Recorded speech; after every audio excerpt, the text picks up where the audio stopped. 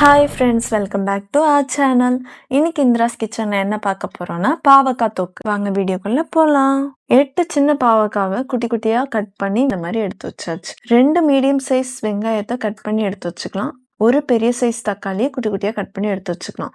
கடாய் வச்சுட்டு 1 table spoon எண்ணெய் add பண்ணிவிட்டு கட் பண்ணி வச்ச பாவக்காவை இதில் ஆட் பண்ணிக்கலாம்.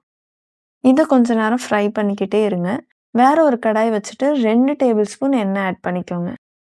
1 ஸ்பூன் அளவுக்கு சீரகம், 2 காஞ்ச மிளகா, கொஞ்சமாக கருவேப்பிலை, கட் பண்ணி வச்ச வெங்காயத்தை இதில் ஆட் பண்ணி வதக்கிக்கலாம். தேவையான அளவு உப்பு ஆட் பண்ணி இதை இன்னும் கொஞ்ச நேரம் வதக்கிக்கோங்க. கட் பண்ணி வச்ச தக்காளியும் இதில் ஆட் பண்ணிக்கலாம். இந்த வீடியோ உங்களுக்கு பிடிச்சிருந்தா மறக்காமல் லைக், ஷேர் அண்ட் சப்ஸ்கிரைப் பண்ணுங்கள்.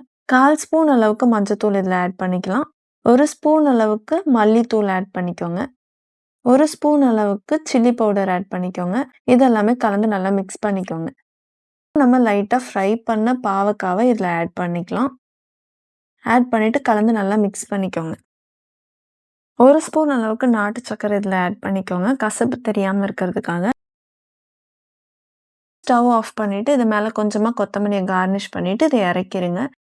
பாவக்காய் தொக்கு சாதம் ரெடி ஆயிடுச்சு. நீங்களும் ட்ரை பண்ணி பாருங்கள். நெக்ஸ்ட் வீடியோவில் பார்க்கலாம்.